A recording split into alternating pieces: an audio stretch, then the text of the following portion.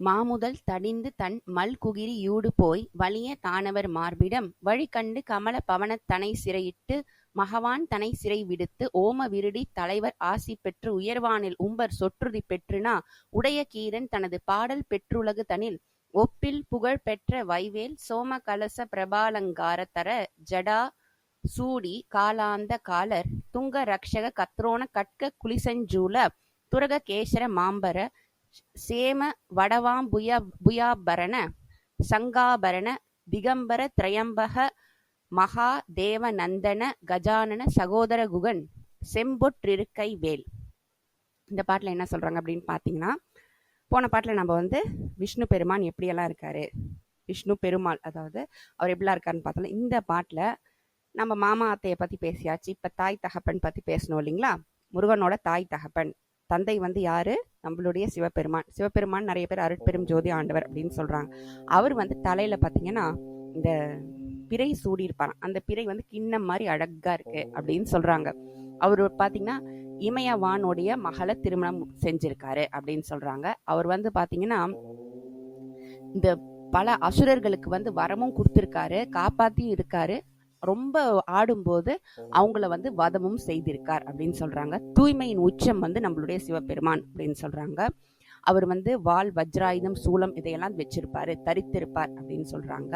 அவர் பாத்தீங்கன்னா இந்த சப்த கன்னியர் இவங்களையெல்லாம் காக்கும் கடவுள். அவர் வெண் சங்க வெண்குழையை இடைக்காதில் தரித்தவர். அதாவது இந்த காதுல சங்க வெண்குழை அப்படின்றது என்னன்னு எனக்கு தெரியல. ஆனா அது தரித்திருப்பார். அது அஷ்ட திக் பாலகர்கள், அதாவது எல்லா திசைகளையும் பற்றி கூறப்படும் அப்படின்னு சொல்றாங்க. அதே மாதிரி முக்கண்கள் அவருக்கு இருக்கும் அப்படின்னு சொல்றாங்க. அந்த முக்கண் வச்சு, அந்த முக்கண்ணா உணர்தல் தானுங்களே இந்த கம்ப்ளீட் கான்சியஸ்னஸ் அப்படின்னு சொல்லுவாங்க. கம்ப்ளீட் கான்சியஸ்னா எந்த பிரபஞ்சத்துல எது நடந்தாலும் அவரால் உணர முடியும்.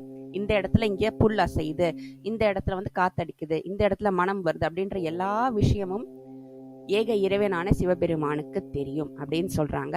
அப்பேற்பட்ட அதை கம்ப்ளீட் கான்சியஸ், மாயையெல்லாம் தாண்டினவர் இல்லைங்களா அவரு.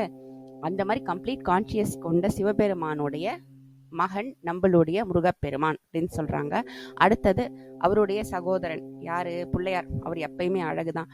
அழகான பிள்ளையாருடைய சகோதரன், அந்த சகோதரனான முருகப்பெருமானிடம் இருக்கும் திருக்கை வேலே அப்படின்னு சொல்றாங்க. இப்ப இந்த சூரன் வராரு.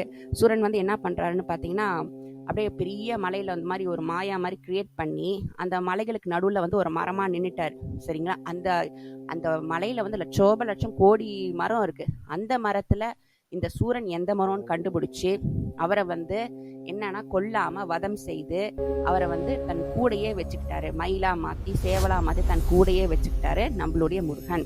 அதே மாதிரி தாமரை மலர்ல இருக்கிற பிரம்மதேவர், அவரை ஓம்காரத்துக்கு பொருள் என்னன்னு கேட்பாரு. அவர் சொல்ல தெரியலன்னு பிடிச்சி அடைச்சு வச்சிருவாரு.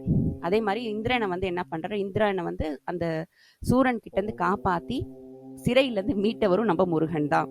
அதே மாதிரி இந்த வேள்விகள் அதெல்லாம் நடக்கும்போது வேள்விகள்ல முருகனை புகழ்வாங்க. ஏன்னா அவ்வளோ கருணை வாய்ந்த தெய்வம் இல்லைங்களா. அதனால அவரை புகழ்வாங்க.